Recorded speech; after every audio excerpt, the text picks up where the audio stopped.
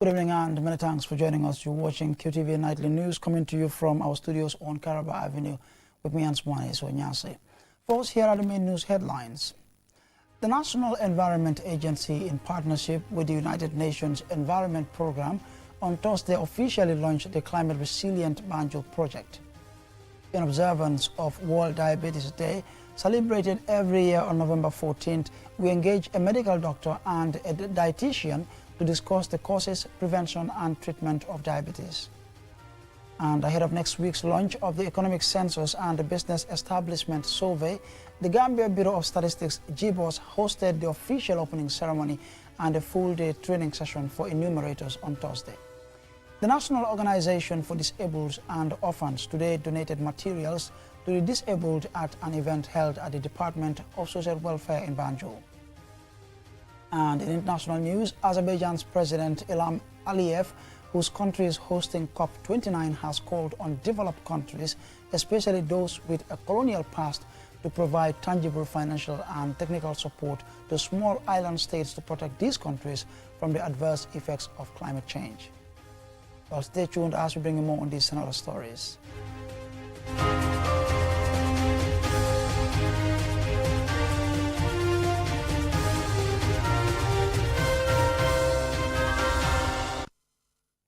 And now here's the news in detail.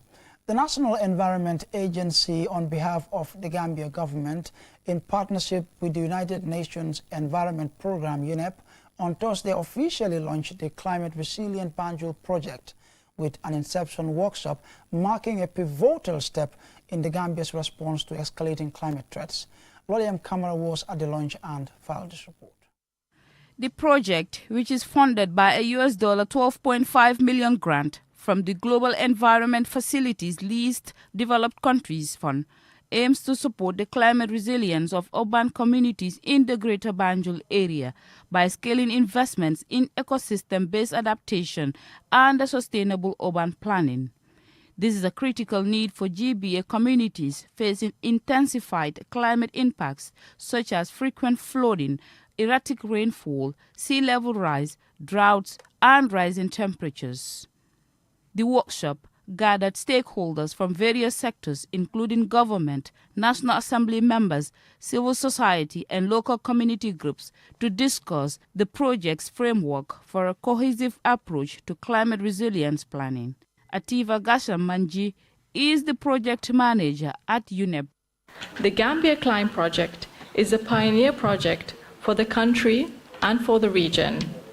Building on important initiatives such as the WACA, we hope to create a Gambian example for urban EBA that will become a global best practice example. The project will address immediate vulnerabilities through inclusive and transformative approaches while fostering long-term climate resilience and sustainable development for the Gambia. Dauda Baji, the executive director of the National Environment Agency, pointed out that the government of the Gambia continued to show great commitment to protecting the environment as a vital component of sustainable development. In view of the dynamic and complexity of environment in which we live, it is very important for all of us, for all of you, to be part of this process so that we can work together and so this project reflects the current realities at national and even global level. The workshop highlighted the importance of inclusivity in climate resilience planning, ensuring every player has a voice in decision-making. Sambunget from UNDP and Momodou Kanyi, Principal Assistant Secretary at the Ministry of Environment, are partners in this development. This project, funded by the Global Environment Facility, represents a crucial step towards safeguarding our city and its inhabitants from the adverse effects of climate change. We have the WACA project. He's also intervening in the Koto stream.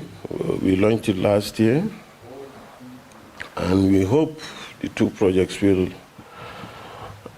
complement each other to reduce coastal erosion, flooding, and keep a check on environmental degradation. The project's Inception workshop has set the stage for collaborative efforts among stakeholders and partners to achieve a climate resilience Greater Banjul area, which will ensure that local communities not only withstand but thrive in the face of climate change. For QTV News, Lolly M. Kamara. Now, in observance of World Diabetes Day, celebrated each year on November 14th, we engage a medical doctor and a dietitian to discuss the causes, prevention and treatment of diabetes. Babakar Sise reports.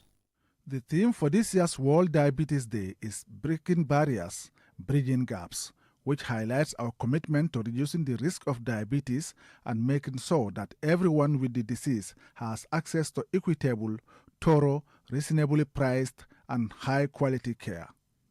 Dr. Mariam Jau, a resident doctor in the Internal Medicine Department at Edward Francis Small Teaching Hospital, explains the condition, its symptoms, and the different types of the disease. It is a chronic condition where the blood sugar levels in the blood, they are high.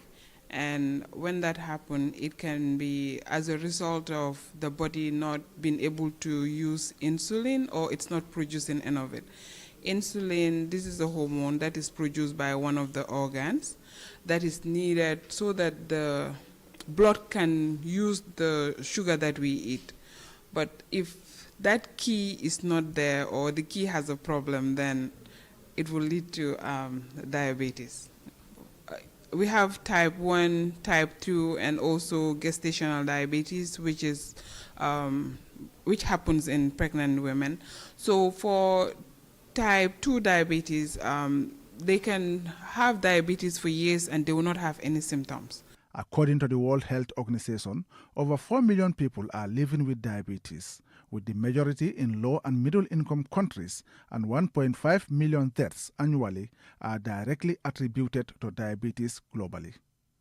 Dr. Jao further explains how diabetes can be prevented and outlines the steps individuals can take if diagnosed with the disease. The medical evidence that we have, diabetes is not curable, but it's very manageable and treatable with exercise, dietary changes, with medications. It can be well managed. We need to be more active, we need to move around, we need to be involved in exercise. Gambia, we're not fond of getting our routine medicals done, so I would advise the people out there to go and get tested. Hadi Crooks, a senior program officer at the National Nutrition Agency, NANA, emphasizes the crucial role of dietary habits in preventing and managing diabetes. Anybody that wants to prevent for diabetes or has diabetes has to make sure that whatever they're consuming in terms of fruit and vegetable consumption is increased. Number 2, also, it comes to our consumption of staples, cereals, tubers, etc. And this food group are major sources of energy. Always look out for whole grain cereals. Increase consumption of less processed food. If I have to choose from staples and tubers, I should not only think rice. There is rice, there is millet, there is fonio, and there are also varieties of how I can process and eat this by making it in a form of nyeleng. We should desist from cooking with too much oil, but also know that it shouldn't only be rice every day, every time of the day. Across the globe, it's estimated that a limb is amputated every 30 seconds, and 85% of these amputations are due to a diabetic foot ulcer. Babakar Sise, QTV News. Now, ahead of next week's launch of the Economic Census and the Business Establishment Survey, the Gambia Bureau of Statistics on Thursday hosted the official opening ceremony and a full-day's training session for enumerators. More in this report. The Gambia's first GDP base year was set in 1974 and remained in place until 2004. With the current base year established as 2013, this upcoming survey will cover business activities from 2013 to 2022. The survey, which is part of the Economic Census and Business Enterprise Survey, aims to update the country's statistical business register. In preparation for the exercise, which is set to begin next week, the 18th of November, and conclude in January 2025. Deputy Statistician General of the Gambia Bureau of Statistics, Aliou Saho, emphasized that the timing of the survey is critical. He called on members of the technical working group, especially enumerators, to ensure accurate data collection. However, he stressed that the success of the survey will depend on full compliance and cooperation from businesses and the public. Your understanding of the instruments is critical in capturing the required data. Therefore, I urge all of you to be focused on understanding the instruments as much as possible before we leave this training hall. The economic census is expected to be conducted every 5 years, but due to limited resources, we could not conduct it regularly. The last was conducted in 2014. Further emphasizing the importance of public support and the cooperation of respondents, Mr. Saho explained that the survey will encompass both businesses with fixed physical structures and formal online businesses operating in the Gambia. He highlighted how the data gathered will play a crucial role in shaping government policy, particularly in areas related to economic activities and the livelihoods of citizens. Babukar Job, Permanent Secretary at the Ministry of Finance, also stressed the significance of the survey, emphasizing the need for a comprehensive and up-to-date data profile of all economic activities in the country.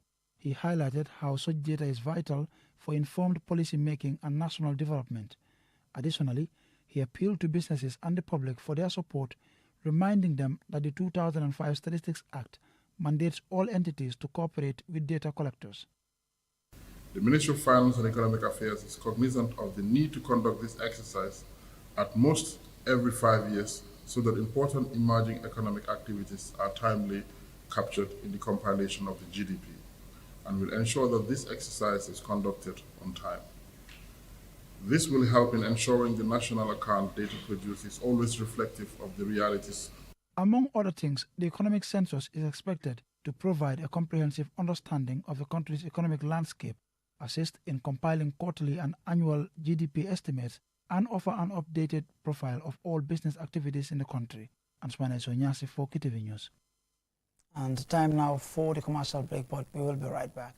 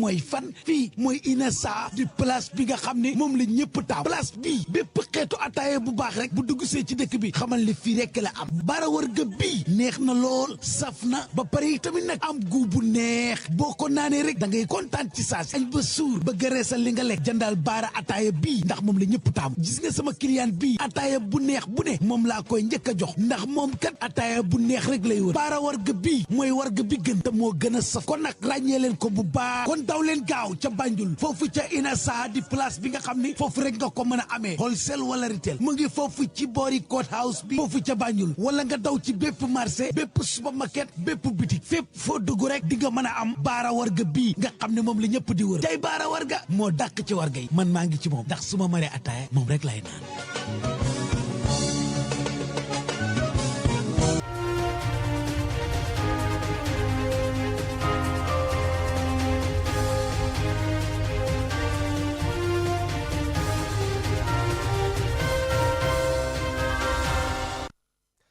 Welcome back. Following the commercial break, be reminded that you're watching QTV Nightly News coming to you live from our studios on Caraba Avenue with me, Ansmane Sonyase. Now, the National Organization for Disabled and Orphans today donated materials to the disabled at an event held at the Department of Social Welfare in Banjul. Amadou Tamba tells us more. In addition to having to deal with stigma, many disabled people in the Gambia also find themselves struggling to get much of the resources and equipment they need to live productive lives. At this handing over, materials including wheelchairs, crutches, and mobility strollers, among other items, were presented to the National Rehabilitation Center under the Department of Social Welfare for delivery to the needy. The chairman and secretary general of the National Organization for Disabled and Orphans underscored the need to create an enabling environment and provide equal opportunities for people with disability. Disability is not inability.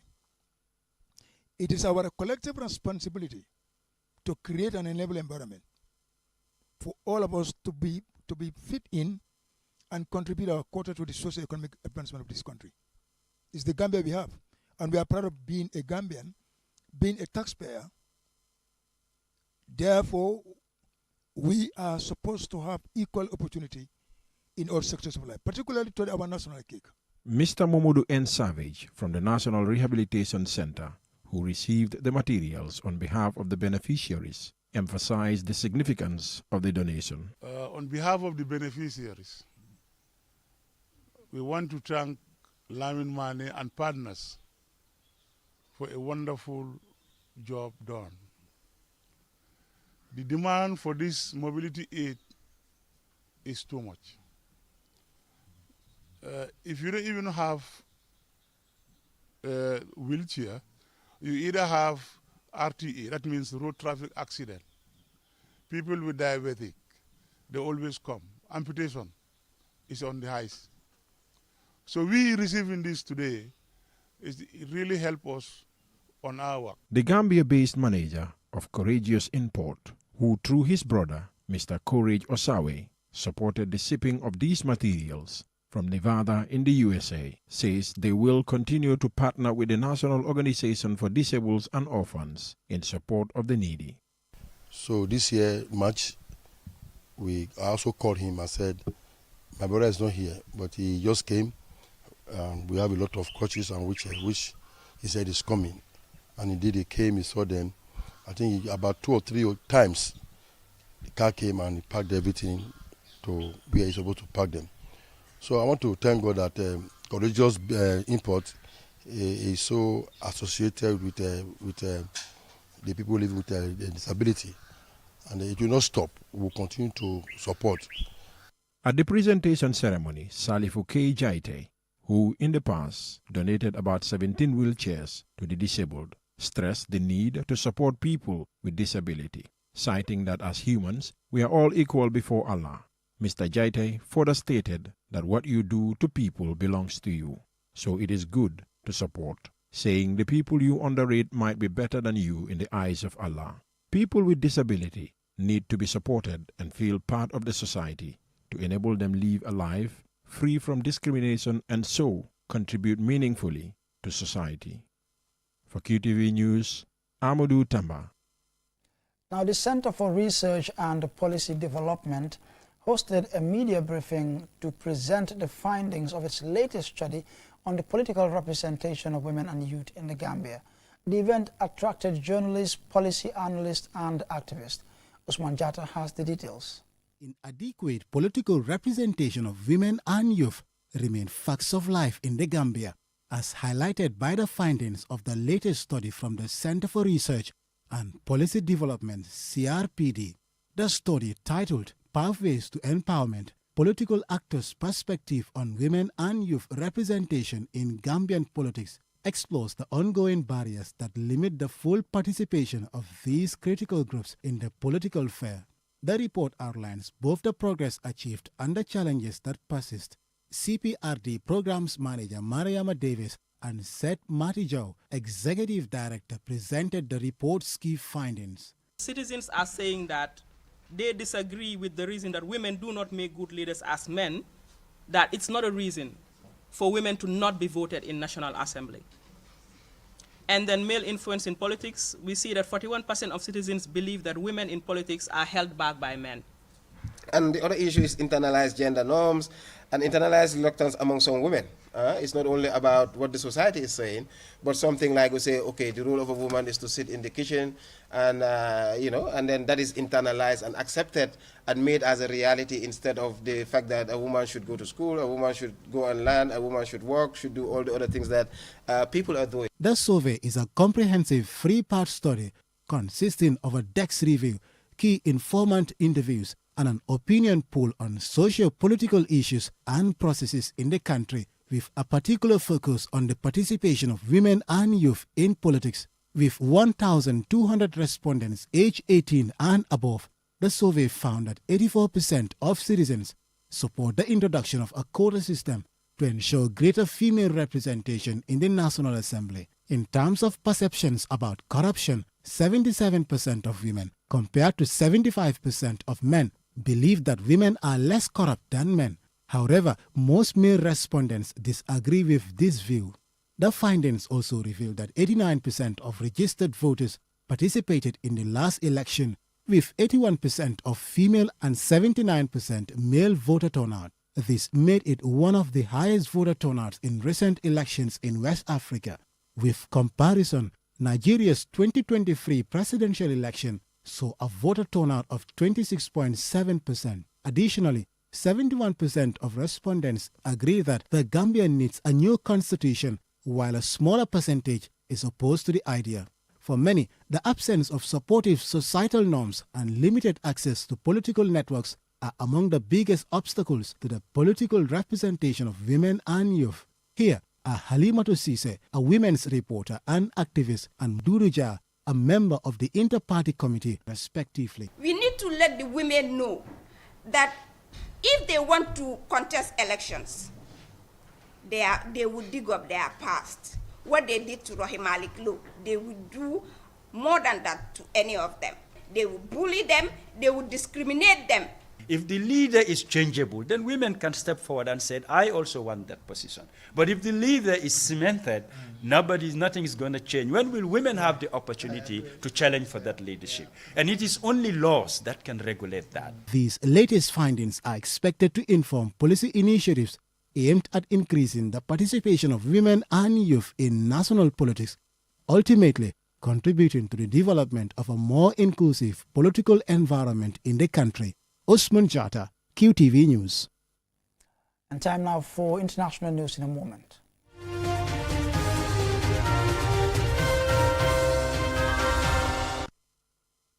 Now, Azerbaijan's President Ilham Aliyev, whose country is hosting COP29, has called on developed countries, especially those with a colonial past, to provide tangible financial and technical support to small island states to protect these countries from the adverse effects of climate change.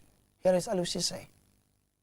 Addressing delegates at the Leaders' Summit of the Small Islands Developing States as part of the ongoing COP29 in Baku, President Aliyev said climate change affects every country, including Azerbaijan, saying the Caspian Sea becomes more and more shallow. We see that there's less water in our rivers, less snow in our mountains, and floods and heavy rains, which we never experienced in the past. President Aliyev renewed Azerbaijan's continued support to island states. He went further to underscore the importance of global cooperation. He announced that his country has signed a joint declaration with the Commonwealth to provide a contribution of $10 million to support joint projects in Commonwealth small island states.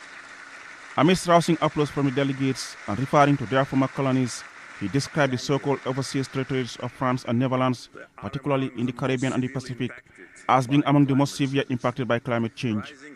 They are still suffering today in the 21st century from colonial rule. French Polynesia and New Caledonia are currently recognized as non-self-governing territories by the United Nations since 1946-1947. However, their decolonization process are still delaying. A key focus area of the COP29 is the pledge of increasing support in climate adaptation efforts for small island developing states and less developed countries. A major challenge is the lack of explicit commitments to phase out fossil fuel, leading to criticism from European leaders. President Aliyev had referred to Azerbaijan's oil wealth as a gift from God, much to the annoyance of some Western leaders and environmental activists. However, Azerbaijan's climate finance initiative, like the $1 billion Climate Change Action Fund, aims to support renewable energy projects and disaster response in vulnerable nations. Reporting for QTV News, I am Aliou Cisse. And I'm afraid this is where we draw the curtains on this bulletin. On behalf of the entire production team, thanks for watching. Do join us at 10 p.m. for another bulletin.